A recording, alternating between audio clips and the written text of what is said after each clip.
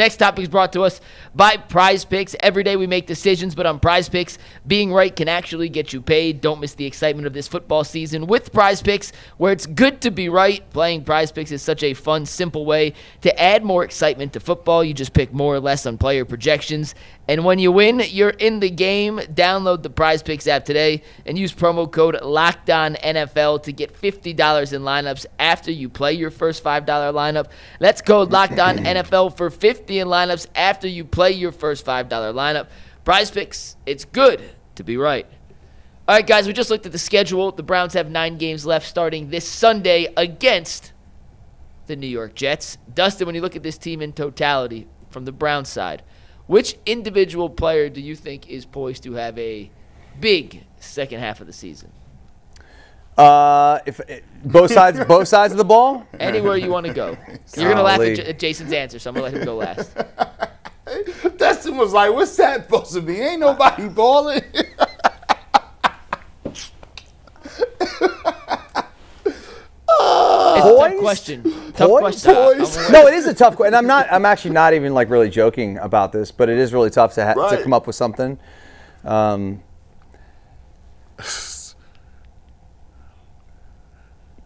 This is so sad. And not in a bad way to Dustin, but just I know Jason's answer ahead of time. This is sad. This is how difficult it is to get an anniversary gift after 15 to 20 years. What do you get somebody that you didn't? How do you not repeat it? Yeah. You're like I don't know, man. You make that face. I mean, Malachi Corley. That's what you want him to say. Well, Jason, how about you go first because I know your answer. Well, I mean, you ahead, could make Jason. a case for Quinnen. You can make a case for that. Okay, yeah. I was going to say one of the rookies, so that would make some sense. You can make a case for Miles. Like, you got nothing else to play for. You might as well try and pile up some sacks. Right. That would be my second go-to. Yeah, so there's – but he's already playing great. But there was one name that jumped to the forefront for me who I think is going to have a monster second half. Corey Bojorquez. He's going to be on the field more than anybody. Have you guys seen the guy on Instagram? Is it Instagram? Wow. I think it's Instagram. You're looking at me like I know which guy you're talking about. Have you seen this guy on Instagram? There's at least one guy on Instagram, maybe two on Twitter, fair. probably a couple on TikTok. But no, this guy does like these game recaps. I should have sent it to you. He's hysterical. And we're the Cleveland Browns. Yes, him. Yes. And his whole I gotta see him. The whole punchline is like, I will find these. I got you. You got me? All the Browns do is we'll punt. put them in tag boards. So like, anytime he recaps a Browns game, like he just portrays the Browns as, and we're the Cleveland Browns. We're just here to punt. Yeah. He goes, punts. Because that's all the Browns do is punt. So yeah, and I hope you can find one of those. I mean, yeah, it's kind of a nutty question on a team this bad. Who's poised for a breakout in the second half? It's the punter because they can't move the ball. They don't score a lot of points. He's on the field more than anybody, and he's at the top of his craft around the league. So give me Corey Bojorquez. Man, I would say Carson Schwarzenegger, but dude is out. Now he's out. Really can't say Denzel Ward because they'll just not throw the ball over there. So that's out of here. I'm going to go with this. Maybe if he stays healthy, I think he hasn't played bad. Maybe Grant Delpit to continue to play well. How's about that? But that's a safety. So if the safety is making plays. Safety's pounding up tackles. That's you got a problem. You got a problem, dog. You got an issue, man, right? Harold Fannin Jr., he has a sore hamstring. I think he leads the team with 38 catches, which, I mean, I don't know if I could call that breakout. Here's what I'm going to do. Maybe I'm going to say Judkins. I'll say Judkins because they playing some bad teams like we just kind of, game planned up. You got the Raiders, you got the Titans. If he can bust out for 120, 130 in one of them games, now that looks much better than it would look, right? So I'm going to go with him. And then a sleeper, man, this is a sleeper. I'm not even going to call Cedric Tillman, and this is messed up. Jerry Jeudy is playing so bad that if he plays just regular, that considered a breakout. If he only drops one pass a game. If he just fall up to being below average, that's a breakout for him at the second part of it because he can't be any worse than he has been this part. So no Dylan Gabriel for anyone? No I think I agree with Zach that Dylan's got about 8 quarters left in, and then it's going to be over. Yeah, they got about 8. I think he got about 8.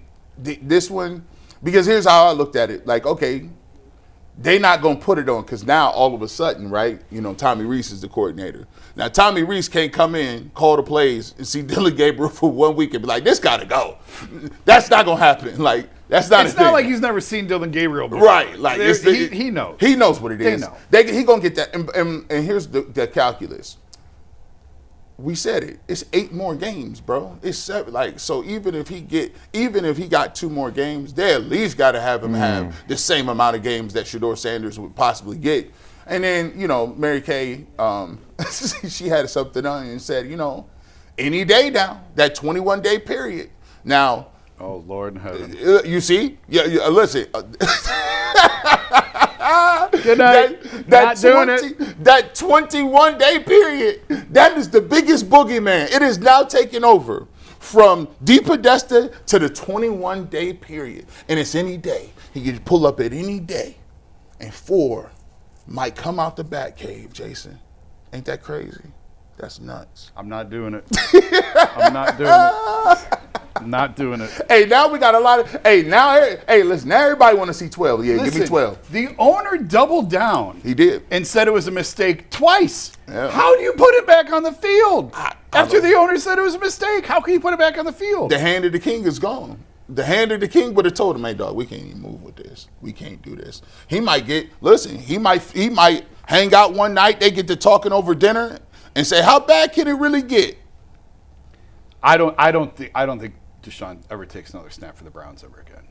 I would pretty much. I'm 85% with you Because the owner has come out twice now and said it was a mistake. but it's the Brownsiest. Wouldn't be the first time this guy said something publicly and then just went back on his word. It'd be the Brownsiest thing to ever. It really would be the Brownsiest thing ever. It really would. I mean, Here's what he does. He'd come out and be like, listen, guys, I mean, honestly, we thought the guy would never be healthy enough to play. and so And- now and today now he looked good. Like, yo, I saw him running on a treadmill, and I said, put him in. Like, that's how it's gonna go. I mean, honestly, at this point, I'd be like, give him a shot. Oh, Can I give you one? Yeah, go ahead. Mason Graham. All right. He was productive in ways that don't necessarily show up on the stat sheet in the first half of the season. 1.5 sacks so far. I think he finished the year with about 4.5, which would be a 250% increase. Yeah. So I think Mason Graham's my breakout. And I feel like as a defensive tackle, and G, you could talk on this better than anyone, there definitely is an adjustment period from college to the pro. Yeah. He's kind of gotten his licks in, gotten his chops, and now I think we're going to see him utilize some of the skill set and the bag of pass rushing moves that made him the 5th overall pick in the draft kind of come to fruition in the back half of the season. What he's going to have to do is he's going to have to, which is another off season. Like I would like what he's going to have to do is I would like him to work with Myles Garrett. Because even as now Myles Garrett has all the tricks. He got all the moves. You don't know what he's going to do. He's unpredictable. He got the push-pull. He got the straight run the hoops. He got the arm over move. He converts speed to power well. I want him to work with Myles Garrett because for his body type, if he wants to have that level of impact, he's really quick with his feet. He's really great with his get off. But now I want to see some of the hand placement and stuff to get off these blocks because it's tough. Because when you're a defensive tackle, these games is 3-4. Like all the rest of the guys, it ain't the same. Like defensive tackle is dog years. So if he'd been starting every single game, right now he probably feel like a 2-year vet. Because once you inside and somebody is touching you every single play, and you got to get off double teams and those things, it's very difficult for a young guy to kind of just explode and blossom. So he's going to have to, a lot of what his growth is going to be in the offseason. My goal for him is to make it through the season uninjured, get the reps in, and get to the offseason. That's what I want him to see him do. And then his jump will come in the offseason. But, it's difficult. Like I said before, it wasn't so much a knock against Mason Graham. It was not. If you draft a defensive tackle, unless that dude is, I don't know, a Hall of Famer, you're probably not going to see the level of production that you would see from another position, and that's why it's kind of difficult to kind of gauge because it's a defensive tackle. So. It's taking a defensive tackle 5th, and I've been high on Mason. That's what mature, grown-up organizations can get away with doing. Yeah. The Eagles, the Steelers. Yeah. they never draft that high. I guess the Eagles were kind of high a few years ago. But for the most part, those teams aren't drafting. But they are well-developed, well-built organizations that can take a defensive tackle in the fifth, and with the 5th pick.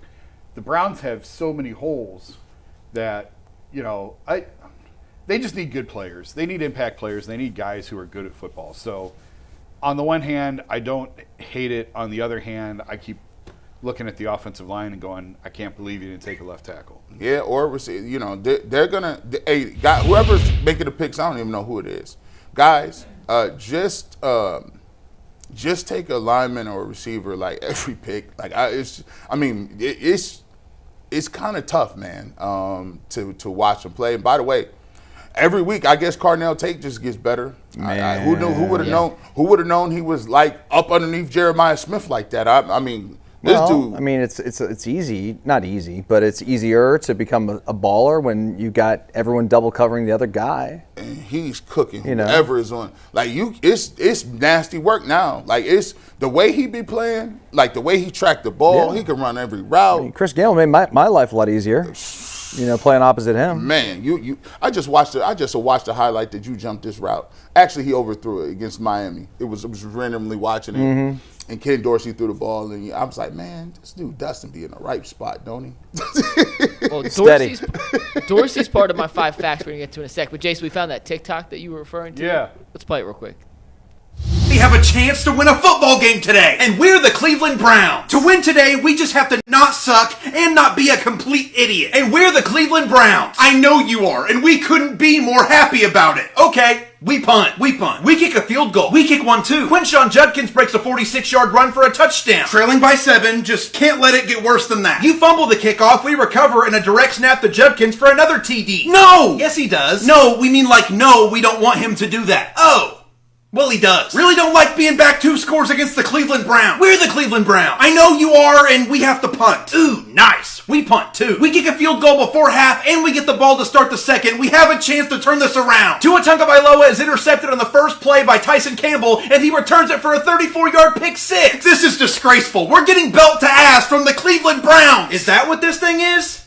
And we're the Cleveland Browns. I know you are. We punt. We turn over on downs. You should just punt. We love punt. Tua throws another interception. That isn't a punt. I know it's not. Unfortunately, we don't punt either. Judkins just scores his 3rd touchdown of the game. Wow, that is unfortunate for you. Yeah. Tua throws his 3rd interception of the day. You punt, we punt, you punt. Punt. We turn over on 4th because of course the hell we do, and you win the game. Huh? You win the game. Oh! Okay, can't really think of anything much lower than a 25-point loss to the Cleveland Browns. We're the Cleveland Browns! I know you are, and unfortunately for us, we're the Miami Dolphins, and Mike McDaniel is unemployed. We actually have... He's good. He does those good. every week. He's good. For all the great. different games. He's hilarious. He's But yeah, good, his bro. little thing with the Browns is, we're the Cleveland Browns, and puns. Puns.